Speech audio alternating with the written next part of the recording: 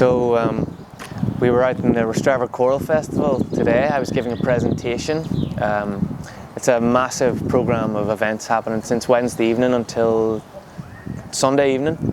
And there are choirs from all over Ireland, there are choirs from America, lots of composers and conductors from all over. But my role was giving a presentation on local songs and stories from Warrenpoint, from Rostrevor, from the Mourns and Carneyforloch. And I've got this book here, Little Book of Lore, which I put together after about a year and a half's research.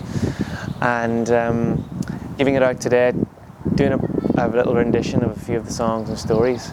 So it was really fascinating bringing people together, talking about the community element of it and how these types of songs and stories they're folk tales and folk songs, and they exist amongst the people and they evolve as they're told. So it's fascinating to bring people together, especially an international audience, and to talk about the songs from here and how universal the themes are as well.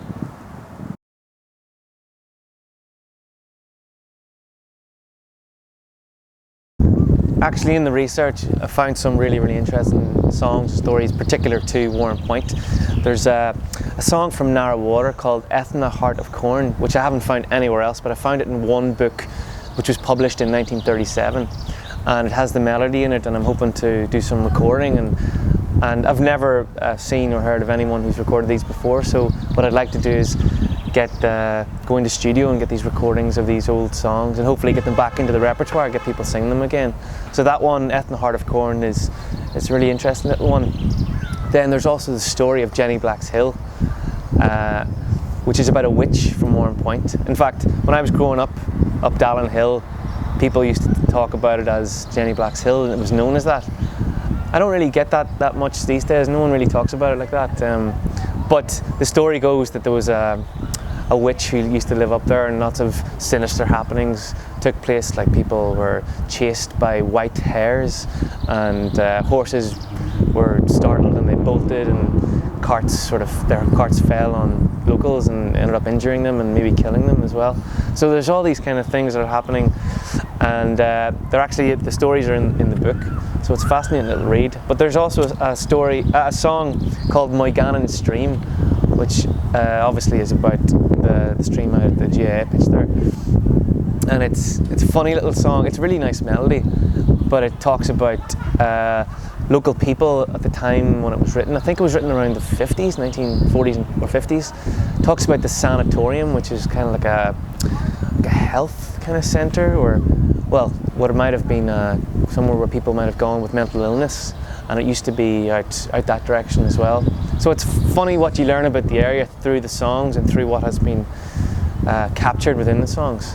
But yeah, that's just a few of them, and there's so many still to go. So this research, I suppose, fits into my work as a singer. Today I was performing the songs, and the songs really come to life when they're alive in the room, when the music is happening. So singing them is really important for them, and I do a lot of singing teaching. I live in Dublin, teaching a music school in Malahide, work with a few choirs down there, and I perform myself with a group called Anuna, with which I've toured to China and Japan and America and across Europe within the past year or two. So that's been an amazing way for me as a performer to share in the music up here. But in July, on the 4th of July, I'll be running a sort of music camp, a song camp happening in Newry from the 4th to the 8th of July, and that'll be for sort of teenagers, 10 to 15-year-olds, where we'll be doing singing, sort of dipping a wee bit into kind of choral techniques, singing technique, but also lots of different music, songwriting, different instruments, sort of drumming and things like that. So it's for people of all musical levels, and none for newcomers as well.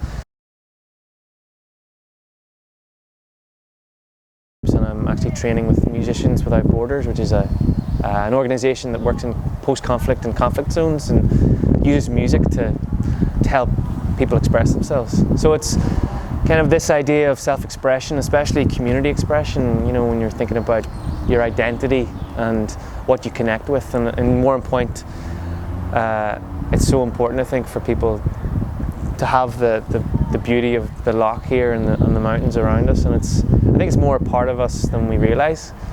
But it's when we can listen to a song or a story where we can really connect with it, it helps us. So that's kind of my interest in music, and that's what I'm doing.